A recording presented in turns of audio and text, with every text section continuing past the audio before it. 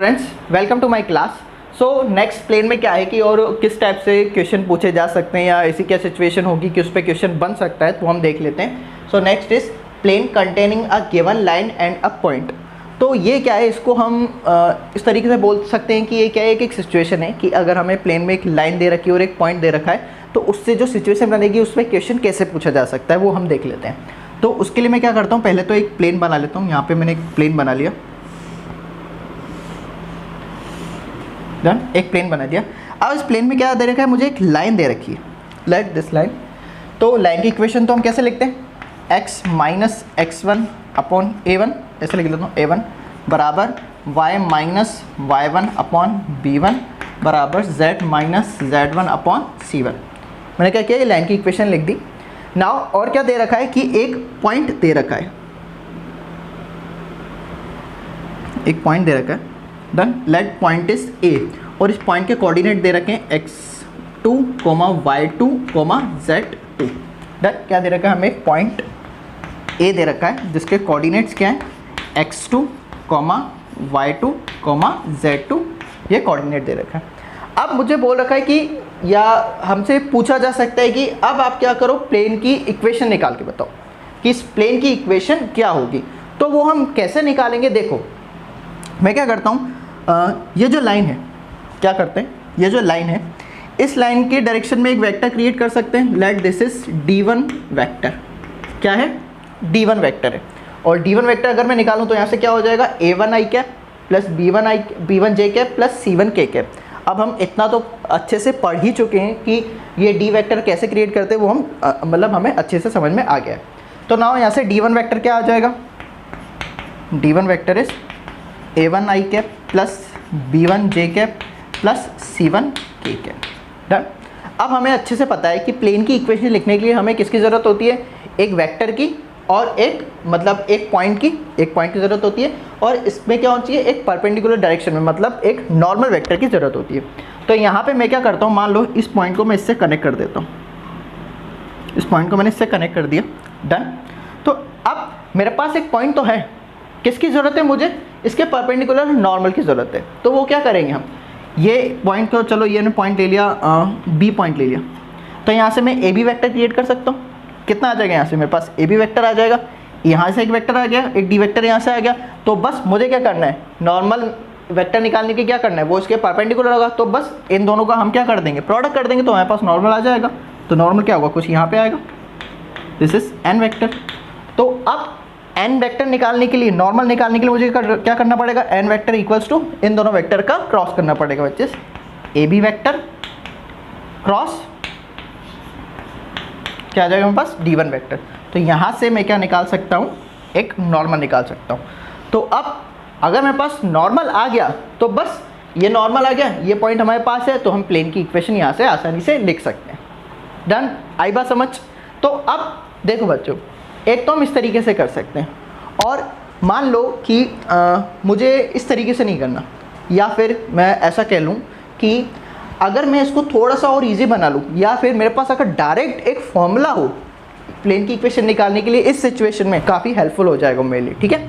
तो वो कैसे आएगा वो देखते हैं। तो उसके लिए मैं क्या करता हूँ कि मान लो ये मेरे पास लाइन है, दिस इज ये लाइन है, और यहाँ पे ये ए बी वेक्टर है।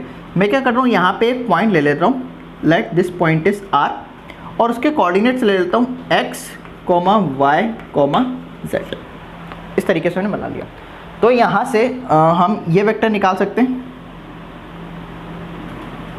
डन। ये वेक्टर हम निकाल सकते हैं, हमारे पास क्या हो जाएगा, ये बी आर वेक्टर हो जाएगा। तो अब इसको मैं कैसे निकालूंगा, देखो मेरे पास क्या हो गया, अब देखो एक ये वेक्टर आ जाएगा बी आर वेक्टर, एक ए बी वेक्टर हो जाएगा, और एक डी वेक्टर इसी में ही है। तो कहने का मतलब क्या है कि तीनों वेक्टर इसी प्लेन में है या नहीं, कि भैया देखो यहाँ पे एक ए बी वेक्टर है और यहाँ पे डी वेक्टर है, और आर पॉइंट मैंने यहीं पे ले लिया इस प्लेन में, तो मेरे पास बी आर वेक्टर आ जाएगा जो कि इसी प्लेन के अंदर होगा। तो तीनों वेक्टर इसी प्लेन में है। तो हमने क्या पढ़ा था कि तीनों वेक्टर इसी प्लेन में है, तो वो क्या हो जाएगा, कोप्लेनर हो जाएगा। कोप्लेनर हो जाएगा तो दैट मीन्स कि मैं क्या लिख सकता हूँ, इसका जो बॉक्स आएगा, इन तीनों वेक्टर्स का जो बॉक्स आएगा वो क्या होगा, 0 होगा, डन। तो यहाँ से कितना आ जाएगा मेरे पास, इसको मैं किस तरीके से लिख सकता हूँ कि इसको आप ऐसे समझो कि जैसे मैंने यहाँ पे पहले क्या लिख दिया, यहाँ पे बी आर वेक्टर निकाल लेते हैं, मेरे पास कितना आ जाएगा, बी आर वैक्टर, यहाँ से कितना हो जाएगा, ये एक डी वैक्टर मैंने ले लिया यहाँ से, D1 वेक्टर बोल देते हैं इसको, और यहाँ से ये कितना आ जाएगा, ए बी वेक्टर आ जाएगा। डन। इसका जो ये बॉक्स आएगा, ये बॉक्स वो क्या होगा, 0 होगा। आई बात समझ, इस तरीके से हम निकाल सकते हैं। तो बस यहाँ से मेरे पास प्लेन की इक्वेशन आ जाएगी। कैसे आ जाएगी, यहाँ से बी आर वेक्टर कैसे लिखेंगे, x माइनस x1, ये b1 जो है b पॉइंट, इसके कोऑर्डिनेट्स क्या होंगे, x1 y1 और z1। तो यहाँ से कितना आ जाएगा, x minus x1, next is y minus y1, फिर नेक्स्ट कितना हो जाएगा, z माइनस z1। इस तरीके से आ जाएगा। देन आगे कितना आ जाएगा हमारे पास, नेक्स्ट इज डी वेक्टर। तो डी वेक्टर कितना आ जाएगा मेरे पास, यहाँ पे डी वेक्टर जो है उसमें आई जे के कॉम्पोनेंट्स क्या है हमारे पास, a1 b1 c1। डन। ऐसे ही अब मेरे पास क्या बचा, ए बी वेक्टर। तो बस ए बी वेक्टर को हम कैसे लिखेंगे, ए बी वेक्टर मेरे पास क्या हो जाएगा, x2 माइनस x1, ये कितना हो जाएगा, y2 माइनस y1, ये हो जाएगा z2 माइनस z1 बराबर 0। तो बस इस डिटरमिनेंट को सॉल्व करके हम क्या निकाल सकते हैं, यहाँ से प्लेन की इक्वेशन निकाल सकते हैं। आई बात समझ। तो अगर ऐसी सिचुएशन आती है तो हम प्लेन की इक्वेशन कैसे निकालेंगे, इस तरीके से निकालेंगे। डन। एक क्वेश्चन करके देख लेते हैं बच्चों, तो उससे क्या हो जाएगा, अच्छी तरीके से आपको समझ भी आ जाएगा। सो क्वेश्चन इज कि let P be the image of the point 317, एक पॉइंट दे रखा है और हमें क्या बोल रखा है, P be the image of this point with respect to this plane. Done. और क्या बोल रखा है कि then the equation of the plane passing through point P, मतलब हमें क्या बताना है कि the equation of plane passing through point P and containing the straight line this. Done. आई बात समझ। तो हमें क्या निकालना है इसमें, कि हमें प्लेन की इक्वेशन निकालना है। और प्लेन की इक्वेशन जो निकालनी है वो कैसे निकालनी है, कि एक पॉइंट P है, वहाँ से ये प्लेन पास कर रहा है और जो प्लेन में जो लाइन है वो क्या है, वो ये है। डन। तो हमें प्लेन की इक्वेशन बतानी है। अभी बच्चों क्वेश्चन जो है वो देख लो, वो जेईई एडवांस 2016 का क्वेश्चन है। डन। तो मतलब इस टॉपिक पे भी हमें जो क्वेश्चन हैं वो पूछे जा रहे हैं। तो अब किस तरीके से करेंगे इसको वो हम देखते हैं। देखो हमें क्या निकालना है, प्लेन की इक्वेशन निकालना है। उससे पहले हम क्या करेंगे, पॉइंट P निकाल लेंगे। तो पॉइंट P कैसे निकालेंगे हम, देखो ये क्या है, पॉइंट P इमेज है। अब इमेज हम किस तरीके से निकालते हैं वो हम पढ़ चुके हैं अच्छे तरीके से। तो कैसे निकालेंगे, उसके लिए जो पॉइंट P जो है, मतलब जो इमेज है, उसके लिए हमारे पास जो फॉर्मूला होता है इमेज निकालने का, वो क्या होता है, x minus x1 upon a बराबर y minus y1 upon b बराबर z minus z1 upon c, which is equals to -2 times, मतलब ट्वाइस होता है, a x1 plus b y1 plus c z1 plus d, और इसके denominator में क्या होता है, a square plus b square plus c square. कुछ इसी तरीके से हम इमेज निकालते हैं। तो यहाँ से कितना आ जाएगा मेरे पास, x माइनस x1 क्या है मेरे पास, 0.3, तो यहाँ से कितना आ जाएगा 3 अपॉन a1 कैसे आएगा, जो हमारे पास प्लेन दे रखा है उसमें x का जो क्या कहना चाहिए, जो कोफिशिएंट है वो क्या है 1 बराबर, यहाँ से कितना आ जाएगा y माइनस 1 अपॉन, यहाँ कितना आ जाएगा -1 बराबर z माइनस 7 अपॉन, नीचे कितना, यहाँ पे कितना आ जाएगा डिनोमिनेटर में 1 equals to -2 times a x1, a क्या है मेरे पास 1 एंड x1 इज 3, तो कितना हो जाएगा 3, ऐसे ही plus b y1, b is -1 and y1 is 1, तो कितना हो जाएगा -1। नेक्स्ट इज c इज 1 और z1 इज 7, तो कितना हो जाएगा +7। यहाँ पे कितना है d कहाँ से आ जाएगा हमारे पास, यहाँ से आ जाएगा, इसको लेफ्ट हैंड साइड ले जाएंगे तो कितना आ जाएगा -3, यहाँ से -3 आ गया, divide by a square plus b square plus c square, तो कितना आ जाएगा 1 + 1 + 1। डन। ये आ जाएगा मेरे पास। तो यहाँ से इसको सॉल्व करेंगे तो मेरे पास कितना आ जाएगा, लेट मैं इसको सॉल्व कर देता हूँ। तो यहाँ से मेरे पास कितना आ जाएगा, चलो लिख लेते हैं, x माइनस 3/1 बराबर y माइनस 1 अपॉन -1 बराबर z minus 7 upon 1 which is equal to, यहाँ से मेरे पास ये कितना आ जाएगा -2, ये कितना हो गया 3 से ये 3 कैंसिल आउट, कितना आया 6, और डिनोमिनेटर में मेरे पास कितना हो जाएगा 3, तो यहाँ से इसको कैंसिल आउट करेंगे 2 टाइम्स, तो ये कितना हो जाएगा विच इज़ -4। तो यहाँ से अगर मैं x निकालूंगा तो x मेरे पास कितना आ जाएगा, ये वहाँ चल जाएगा -4 है, उधर चल जाएगा, तो x कितना हो जाएगा 3 - 4, दैट मीन्स कि -1। ऐसे ही y कितना आ जाएगा, यहाँ से कितना हो जाएगा 4 हो जाएगा, माइनस में चल जाएगा तो कितना हो जाएगा, और ये वहाँ चल जाएगा तो 1 + 4 दैट मीन्स कि 5। z कितना आ जाएगा, z बराबर 7 - 4 = 3। तो मेरे पास जो पॉइंट है वो क्या आ गया, -1, 5 और 3। डन, मतलब पॉइंट ऑफ इमेज आ गया। तो पॉइंट P मेरे पास क्या हो जाएगा, -1, 5, 3। ये मेरे पास क्या आ गया, पॉइंट P आ गया, जो कि क्या है, हमारा इमेज है। नाउ अब हमें आगे क्या बोल रखा है कि then the equation of the plane passing through the point P, मतलब जो हमारा रिक्वायर्ड प्लेन की इक्वेशन हमें जो निकालना है वो क्या है, इस P पॉइंट से पास कर रहा है। तो कहने का मतलब ये है कि उसको किस तरीके से निकालेंगे हम। देखो अब P पॉइंट इससे पास कर रहा है, तो चलो मैं एक बार इस तरीके से मैं बना के दिखा देता हूँ।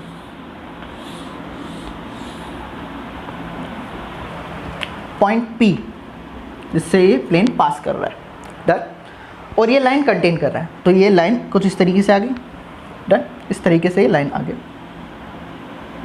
डन, ये लाइन मेरे पास आ गया। नाउ अब ये बच्चों लाइन की इक्वेशन जो है वो कैसे लिखी है, x/1 = y/2 = z/1, ठीक है। तो वैसे लाइन की इक्वेशन कैसे होती थी, ऐसे होती थी कुछ, ये x - x1/a, y - y1/b = z - z1/c।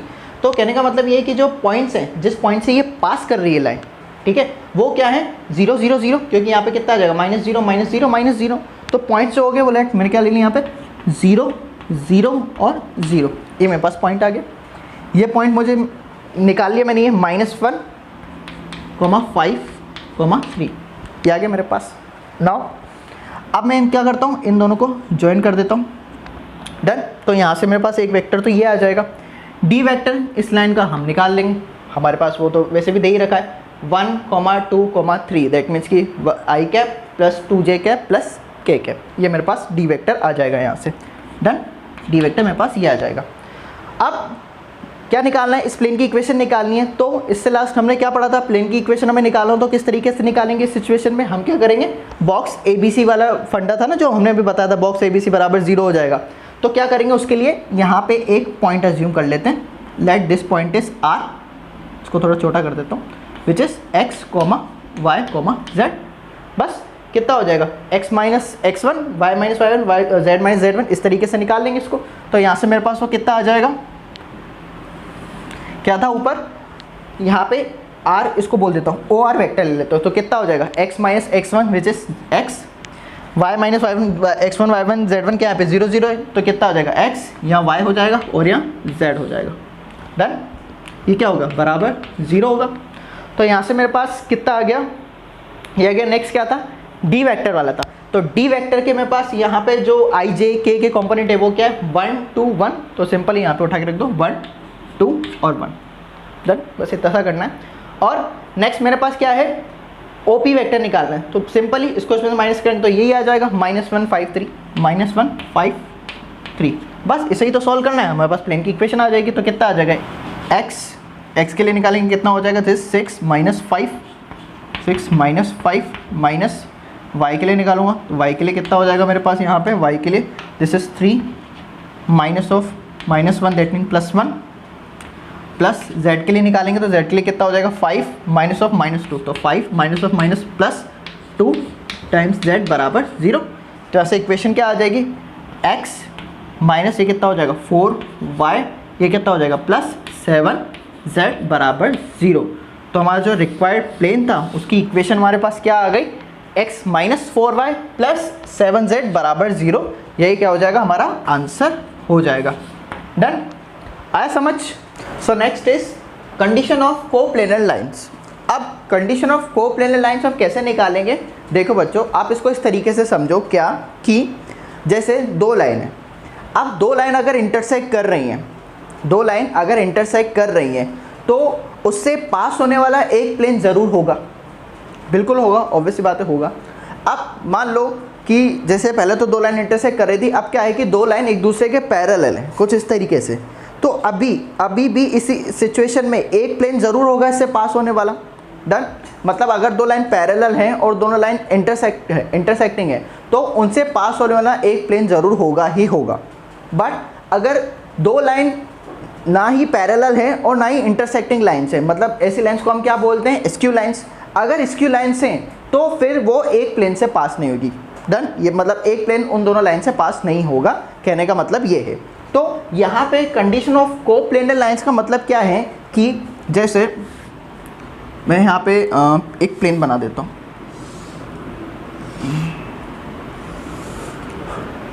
ये मैंने प्लेन बना दिया।